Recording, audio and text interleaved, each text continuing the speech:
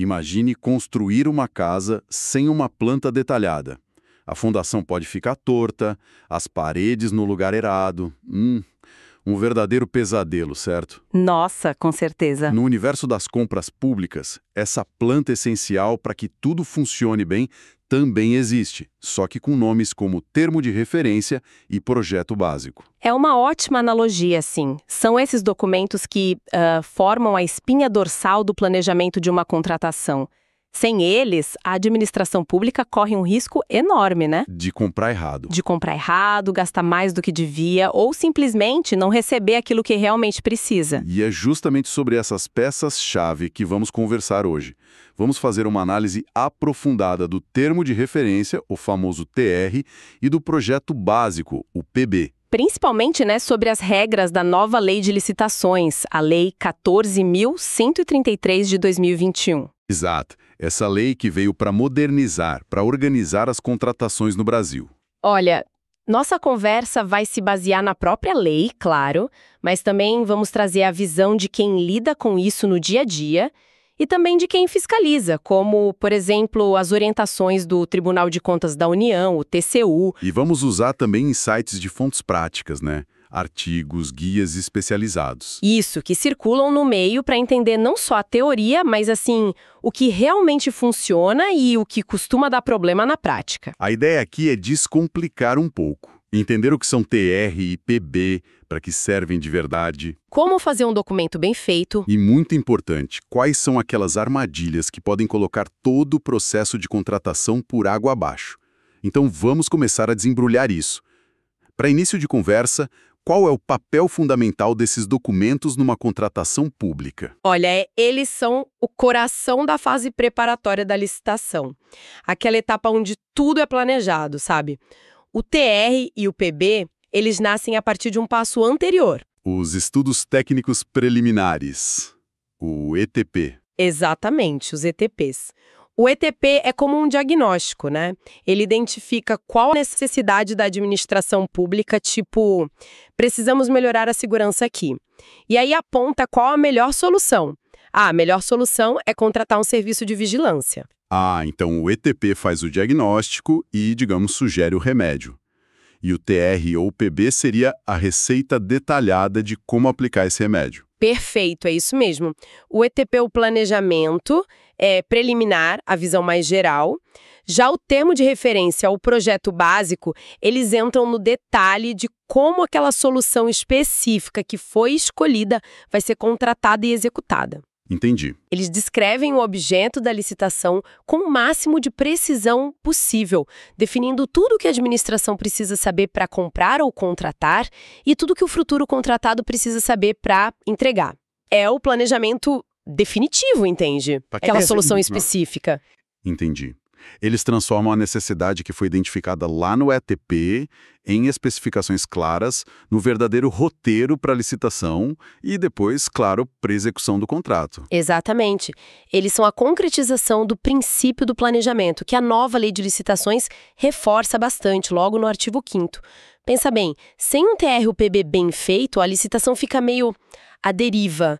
Como é que os interessados vão preparar propostas justas, né? Pois é. Como a administração vai comparar o que foi oferecido, fica um terreno fértil para direcionamentos, para ineficiência e o pior, né, para o desperdício de dinheiro público. Fica claro que são essenciais. Mas você menciona o termo de referência ou o projeto básico. Qual a diferença entre eles? Quando a gente usa um e quando usa o outro? Olha, a distinção principal está ligada à natureza do que se pretende contratar. O termo de referência, o TR, ele é o documento padrão, o mais comum, sabe? Utilizado para contratação de bens. Coisas como computadores, medicamentos. Isso, alimentos e serviços em geral. Limpeza, vigilância, desenvolvimento de software. A lei até permite que ele seja usado para serviços de engenharia considerados comuns, aqueles mais padronizados, desde que, claro, isso seja justificado. Ok, TR para o dia a dia, digamos assim. E o projeto básico? Imagino que seja para coisas mais complexas. Isso.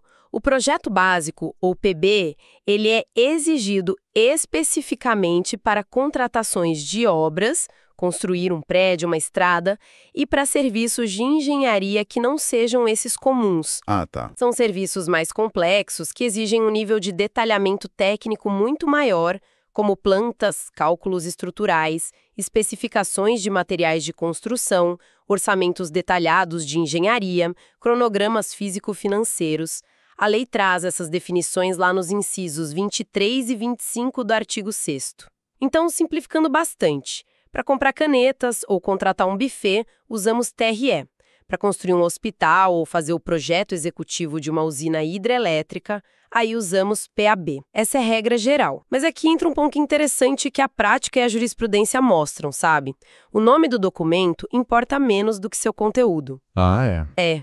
Um termo de referência para um serviço muito complexo, mesmo que não seja estritamente de engenharia, se ele for extremamente detalhado e contiver todos os elementos necessários para definir bem o objeto e a execução, ele pode acabar cumprindo na prática o papel de um projeto básico.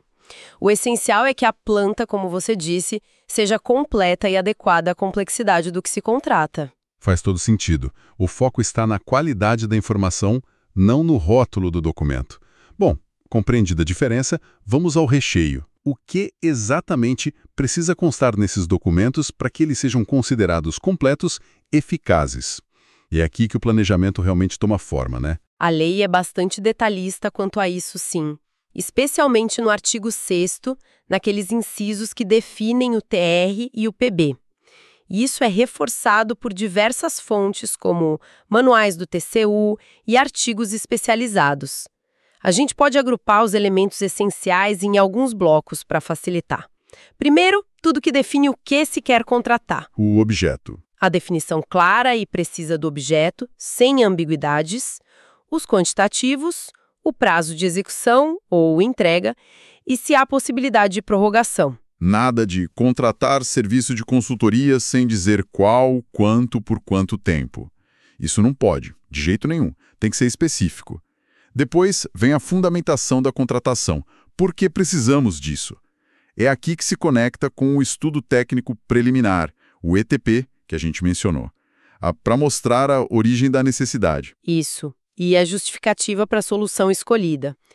Se alguma parte do ETP for sigilosa, aí se apresenta um resumo. Justificar o gasto público, mostrar que não é uma compra aleatória, né? Exatamente. Aí a gente entra nos detalhes da solução em si.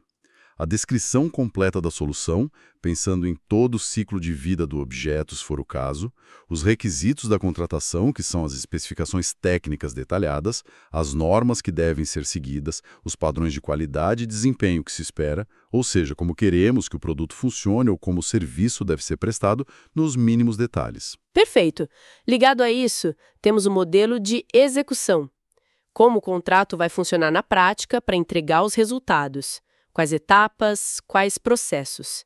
E também o modelo de gestão do contrato. Como a administração vai fiscalizar. E isso como vai acompanhar o trabalho do contratado, quem será o fiscal, quais seus papéis, como vai ser a comunicação entre as partes. Isso é vital, né?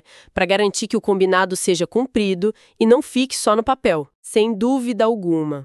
E para que o pagamento seja justo, são necessários os critérios de medição e pagamento. Como a gente vai medir o que foi entregue, o realizado para poder pagar, qual a periodicidade, quais os documentos necessários para isso. Também precisa definir a forma e os critérios de seleção do fornecedor. Se vai ser pregão, concorrência. Exato. O julgamento vai ser pelo menor preço, melhor técnica ou técnica e preço. As regras do jogo precisam estar claras desde o início para todos os participantes, né? Com certeza. E chegamos a 2 pontos muito sensíveis. Primeiro, a estimativa detalhada do valor da contratação. Isso inclui os preços unitários de referência, as memórias de cálculo que mostram como se chegou àquele valor. E essa parte do preço geralmente fica sigilosa, né? Durante a licitação. Normalmente sim, em anexo sigiloso durante a fase de lances, justamente para não influenciar as propostas. Mas é crucial para a administração saber se os preços ofertados são razoáveis e evitar sobrepreço. E por fim, a adequação orçamentária, a indicação de que existe dinheiro reservado no orçamento para cobrir essa despesa específica. Ufa!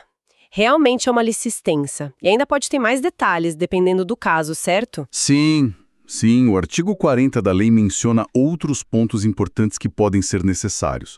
Coisas como o local exato de entrega dos bens, a exigência de garantias contratuais, tipo seguro ou caução, isso.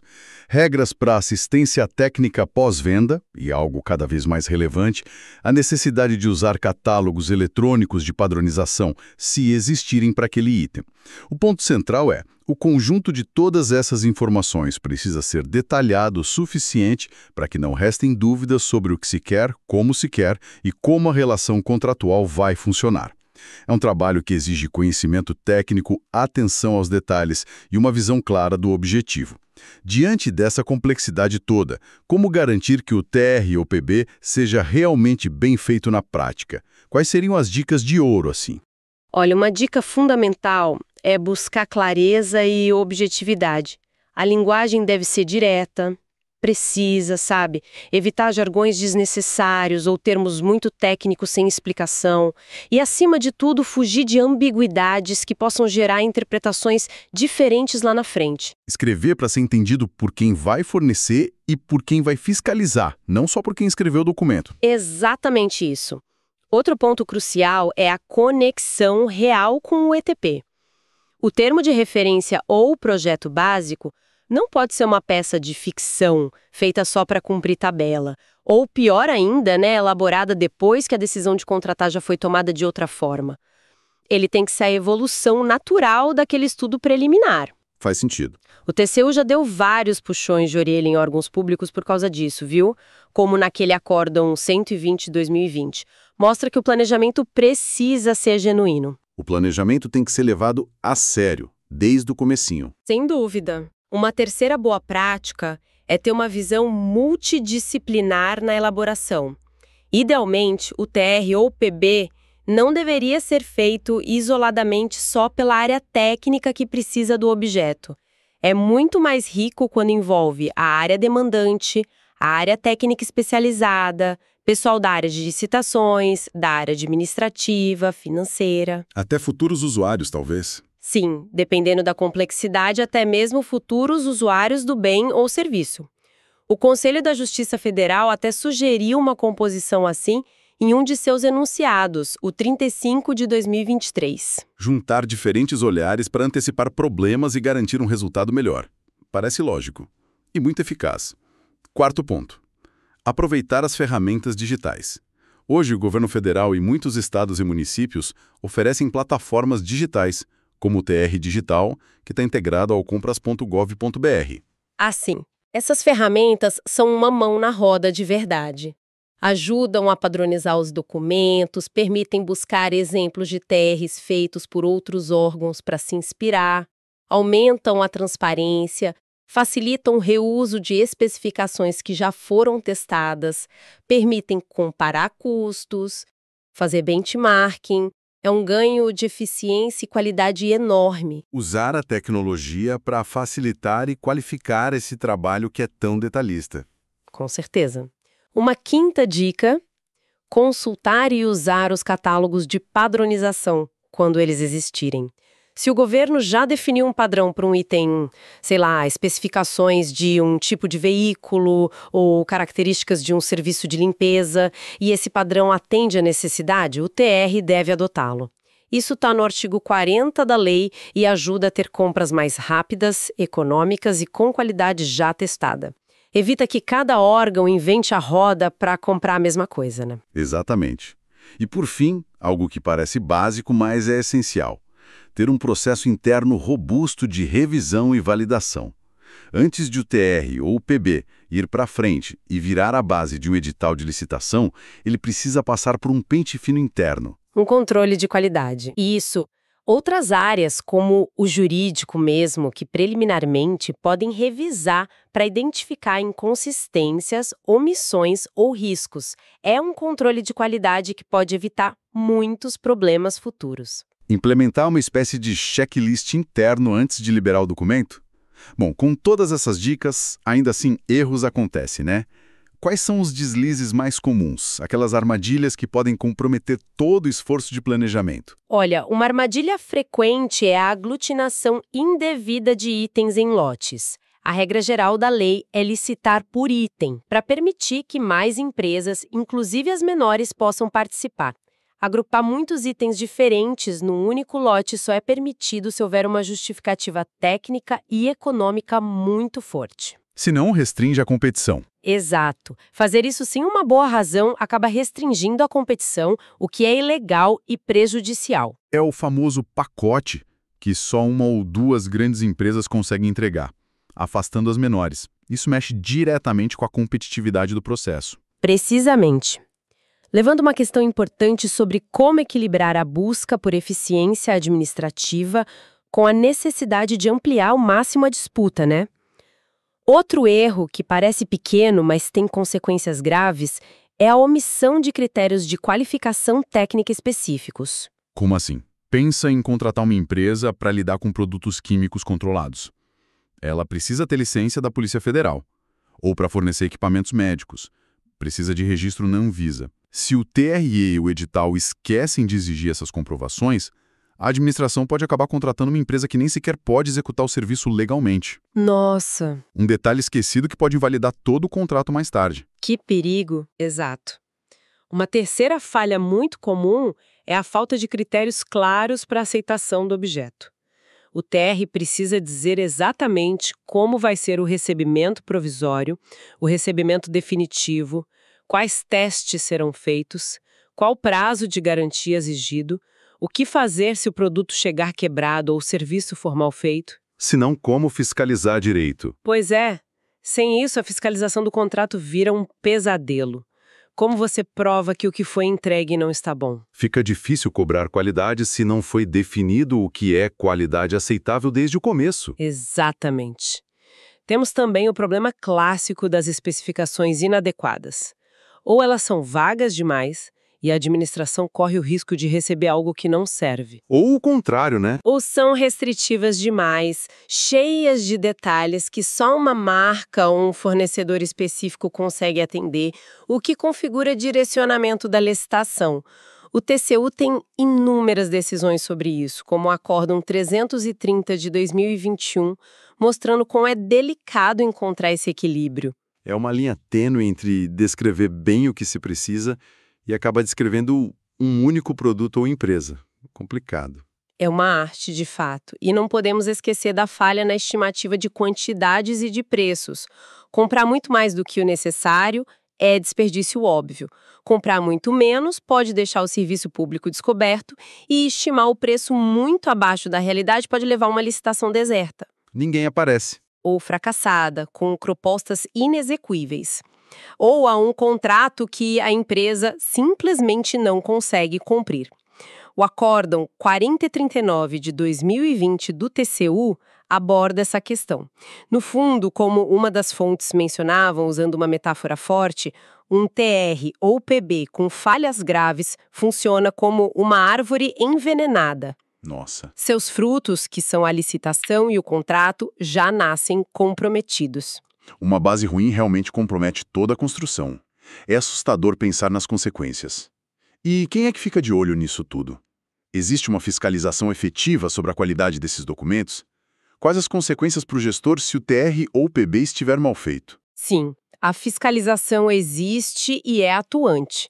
Primeiramente, os próprios órgãos de controle interno das instituições públicas, as controladorias, têm o dever de verificar a regularidade desses atos preparatórios. O artigo 169 da nova lei fala disso. Mas o controle externo principalmente é exercido pelos tribunais de contas. O TCU, os TCS? Isso, o TCU na esfera federal, os TCEs nos estados e municípios, eles têm um papel crucial. E eles podem intervir antes mesmo da contratação acontecer, baseado em problemas no TR ou PB? Com certeza. Os tribunais de contas não olham só se o documento seguiu a forma da lei. sabe? Eles analisam o mérito. A especificação técnica é adequada? O quantitativo é razoável? O preço estimado está de acordo com o mercado? A necessidade da contratação foi bem justificada? Quer dizer, vão a fundo mesmo. Vão? A Constituição Federal dá a eles essa competência ampla. Se eles detectam irregularidades graves, como uma justificativa fraca, uma restrição clara à competição, indícios fortes de sobrepreço, eles podem emitir medidas cautelares para suspender a licitação, podem determinar a correção dos atos. E pode ter multa para o gestor. Sim, em casos mais graves, podem até aplicar multas e outras sanções aos gestores responsáveis.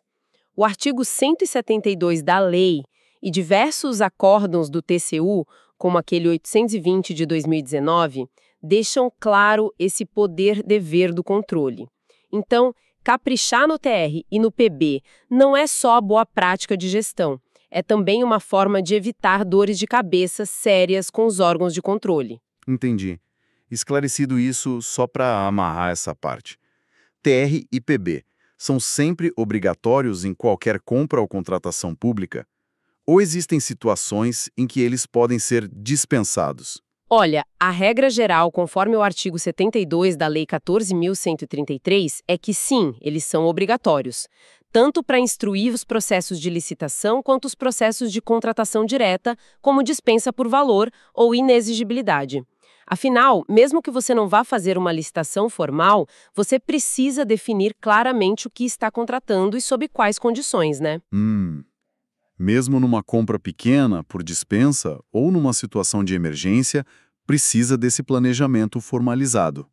Aí é que entram algumas nuances e exceções, muitas vezes detalhadas em regulamentos específicos, como instruções normativas federais ou decretos estaduais. Por exemplo, algumas normas federais, tipo a IN 58 de 2022, até dispensam ou simplificam o ETP, o estudo preliminar, para certas dispensas de baixo valor ou emergenciais, para dar mais agilidade. Ah, entendi. Contudo, mesmo nesses casos, o termo de referência, ainda que simplificado, geralmente continua sendo exigido.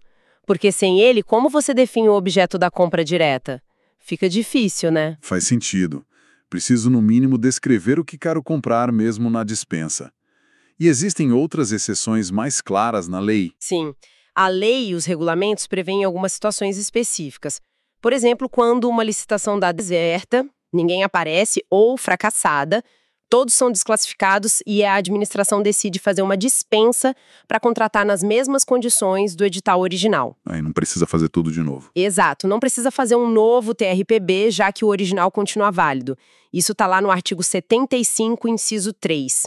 Outra exceção muito comum é na adesão a uma ata de registro de preços, o popular carona. Ah, o carona. Como a ata foi resultado de uma licitação que já teve seu TR ou PB, o órgão que pega a carona não precisa elaborar um novo, ele simplesmente adere às condições que já foram estabelecidas. A planta original da ata já serve para quem está aderindo, então. Exatamente. E também não se exige um novo TRPB a cada simples prorrogação de prazo de um contrato de serviço contínuo que já está em execução e que, obviamente, foi baseado em um TRPB quando foi licitado lá atrás. É entendido.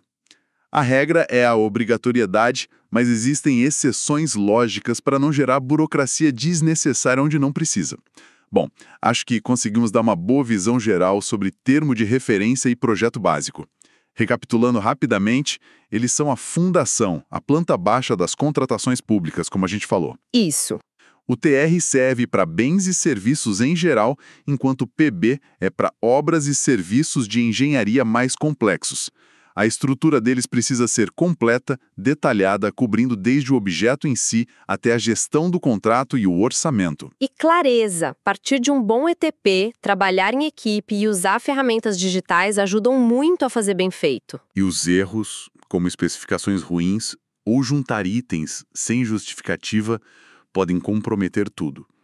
No fim das contas, o que isso tudo significa para quem trabalha com licitações ou simplesmente se interessa pelo bom uso do dinheiro público?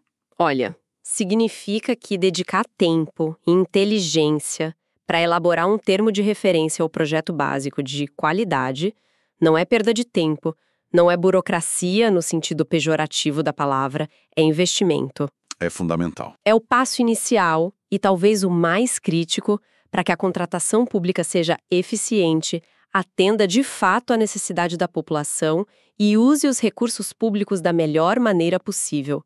É, assim, pavimentar o caminho para o sucesso da contratação. É construir sobre rocha, não sobre areia, voltando à analogia da casa. Exatamente. E pensando um pouco além do cumprimento formal da lei, talvez a grande questão que fica para a gente refletir é como as instituições públicas podem ir além da simples conformidade.